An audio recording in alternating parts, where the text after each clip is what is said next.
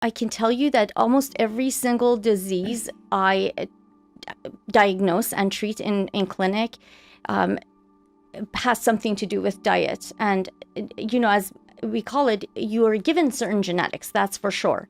But genetics load the gun and nutrition pulls the trigger.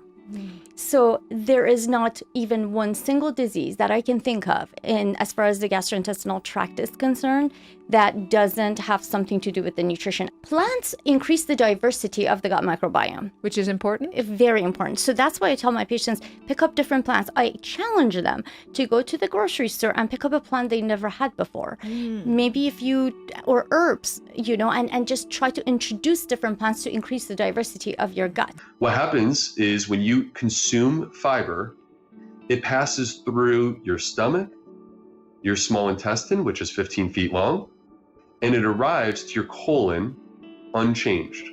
Your bacteria that live in the colon, in the large intestine, get into an absolute feeding frenzy, and they go nuts, and they consume it. And it makes them stronger. These bacteria, they thrive off of fiber, the good guys. And when you starve them, they have no choice but to digest your body in order to get what they need. And when they lose that, they die out. That's where you lose diversity in your gut. And that's where you get constipated, diarrhea, or you get alternative constipation and diarrhea. And all kinds of bad things happen. You get rheumatoid arthritis or Hashimoto's or different diseases, coronary artery disease. I mean, all of that happens. It's not a surprise. Because when you consume fiber, you are getting more good guys. You're getting short-chain fatty acids. The short-chain fatty acids directly suppress the bad guys. So you are restoring that balance to the microbiome. And at the same time, the short-chain fatty acids repair the tight junctions. When you restore that balance and repair the tight junctions, you don't have the release of bacterial endotoxin anymore. You just reverse the leaky gut. So I started to do my own research, reading, and to my absolute shock and surprise, I came across all this material in the medical literature. So they're published in medical journals and textbooks on how her symptoms actually may be a manifestation of cow's milk protein allergy. So that's when kind of the world of nutrition and lifestyle opened up for me.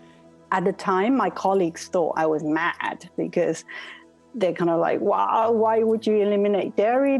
Moms need dairy. They need the calcium. And, it was such a battle. And that was 8 years ago. Nowadays, I think people are more aware. But back then, it was really frowned upon. And my colleagues almost thought I was kind of malpracticing because I was telling moms to cut out dairy from their diet. I'm a science guy, and so the science has to be there. I won't take it if the science is not there. I'm just not going to. And so as I started to explore this, I asked the question, why have I not been taught this in my medical training? And I went to the literature, and I didn't find a couple of dingy studies. I found thousands of high quality research studies that already exist that show the path to better health is already decided. It's already clear. The debate is manufactured. It's plants.